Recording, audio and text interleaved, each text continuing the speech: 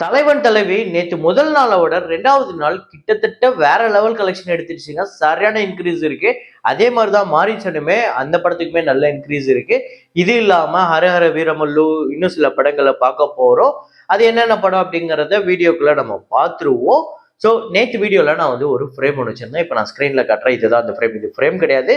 ஒரு guest art இல்லை painted version எப்படி வேணா சொல்லலாம். இது என்ன படம் அப்படிங்கிறத கேட்டிருந்தேன். நிறைய பேர் கரெக்டா கெஸ் பண்ணியிருந்தீங்க. ஆமாங்க, ஒரு தலை ராகம் அப்படிங்கிற படம் தான். அதுல வந்து வாசம் இல்லா மலருது அப்படிங்கிற ஒரு பாட்டு பயங்கர பாப்புலரான பாட்டு, பயங்கர ஹிட். இந்த படமே சூப்பர் ஹிட். ஸோ இதை கரெக்டா கெஸ் பண்ண முதல் 5 பேர் நூர் மாஸ்கிய 100 ஃபேஸ், அப்புறம் இளைய நஃபீஸா, பக்தி தமிழ் அபிஷியல், ஷேக் முகமது ஷேக், டியூட் கேமிங் தமிழ். இந்த 5 பேர் தான் முதல்ல கரெக்டா கெஸ் பண்ணியிருக்காங்க. இன்னைக்கு ஒரு ஃப்ரேம் ஒன்று வச்சிருக்கேன். அது என்ன ஃப்ரேம், என்ன படம் அப்படிங்கிறத கெஸ் பண்ணுங்க. கமெண்ட்ல போடுங்க.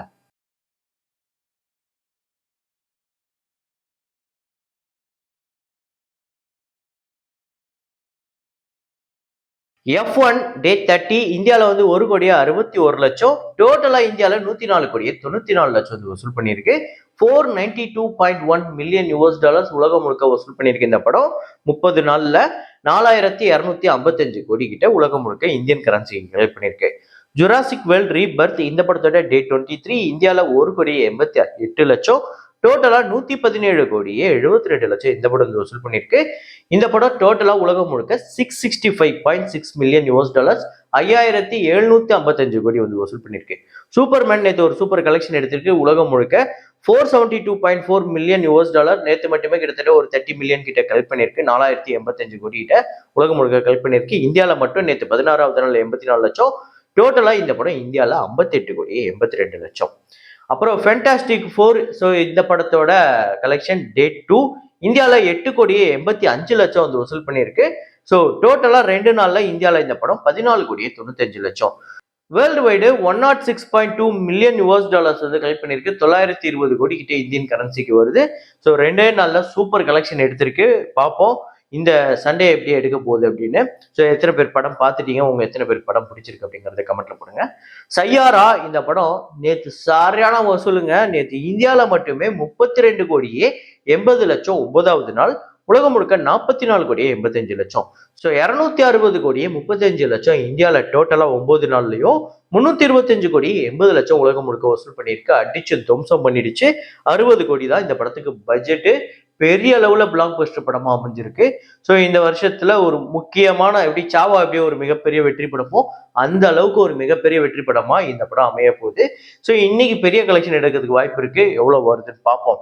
அப்புறம் கன்னடால எக்கா அப்படிங்கிற படம் டே 9 கர்நாடகால 70,00,000, உலகம் முழுக்க 74,00,000, 10,05,00,000 இந்த படம் வந்து வசூல் பண்ணியிருக்கு. அப்புறம் இன்னொரு கன்னட திரைப்படம் சூ ஃப்ரம் சோ அப்படின்னு நிறைய பேர் அந்த படத்தோட வசூலை கேட்டிருந்தீங்க. ஆக்சுவலா டே 1 ஒரு சுமாரான கலெக்ஷன் தான். டே 2 பயங்கர இன்க்ரீஸ் இருக்கு. டே 1 கிட்டத்தட்ட ஒரு 80,000-90,00,000 கிட்ட கலெக்ட் பண்ணிச்சு. டே 2 கர்நாடகால மட்டுமே 2,35,00,000, உலகம் முழுக்க 2,45,00,000. 3,20,00,000 கர்நாடகாலையும் 3,37,00,000 இந்த படம் வந்து வசூல் பண்ணியிருக்கு. இந்த படத்தோட பட்ஜெட் வெறும் 5 கோடி தான். நல்ல கலெக்ஷன் வந்திருக்கு சூ ஃப்ரம் சோ இந்த 2 நாள்ல. அதுவும் முக்கியமா 2வது நாள் இன்னைக்கு அதோட சூப்பர் வசூல் வரதுக்கு வாய்ப்பு இருக்கு. ஜூனியர் திரைப்படத்தோட டே 9 கலெக்ஷன் ஆந்திரா தெலுங்கானால 25,00,000, உலகம் முழுக்க 35,00,000, 10,76,00,000 உலகம் முழுக்க வசூல் பண்ணியிருக்கு. தமிழ் படங்கள்ல ஜென்ம நட்சத்திரம், பண்பற்ற ஜாமெல்லாம் ரொம்ப கம்மியான ஷோஸ் வந்துருச்சு. நேத்து டே 9 தமிழ்நாட்டுல 3,00,000 தான் வசூல் பண்ணியிருக்கு ஜென்ம நட்சத்திரம். டோட்டலா தமிழ்நாட்டுல ஒரு 2 கோடி கிட்டேயும், உலகம் முழுக்க 2,13,00,000. பண்பற்ற ஜாமே 3,00,000 தான் வந்து வசூல் பண்ணியிருக்கு 9வது நாள்.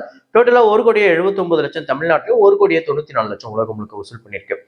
அப்புறம் இன்னொரு படத்தோட வசூல் நிறைய பேர் என்ன திட்ட ஆரம்பிச்சிட்டாங்க. ஆமாங்க, மகாவதார் நரசிம்மா அப்படிங்கிற படம். ஆக்சுவலா இதை நேற்று நான் ஷூட்டும் பண்ணினேன். அது எப்படி மிஸ் ஆச்சுன்னே தெரியல. கடைசியில வேற வழி இல்லாம நான் போடுற இதுவாயிடுச்சு.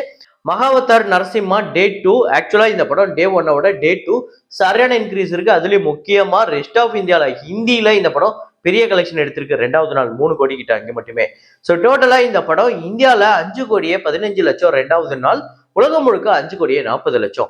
டோட்டலா 7,40,00,000 இந்தியாலையும், 7,80,00,000 உலகம் முழுக்க வசூல் பண்ணியிருக்கு. 20 கோடி பட்ஜெட். ஸோ ஒரு சூப்பரான கலெக்ஷன் எடுத்திருக்கு 2வது நாள்.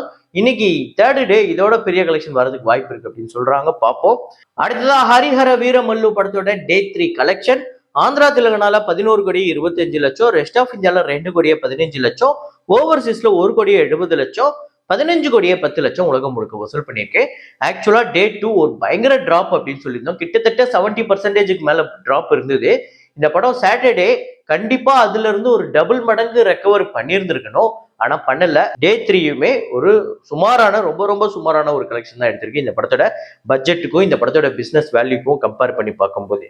ஸோ ஹரிஹர வீரமல்லு இந்த படத்தோட டோட்டல் கலெக்ஷன் 68 கோடியே 9 லட்சம் ஆந்திரா தெலுங்கானாலையும், ரெஸ்ட் ஆஃப் இந்தியால 9 கோடியே 5 லட்சம், ஓவர்சீஸ்ல 16 கோடியே 60 லட்சம், உலகம் முழுக்க 93 கோடியே 74 லட்சம் வந்து வசூல் பண்ணியிருக்கு. பட்ஜெட் 250 கோடி. இந்த படம் ஒரு பெரிய பொருட்செலவுல எடுக்கப்பட்ட படம். இது இந்த 3 நாள் கலெக்ஷன் இது பத்தவே பத்தாது. இன்னைக்கு சண்டே இதோட பெரிய கலெக்ஷன் எடுக்கணும்.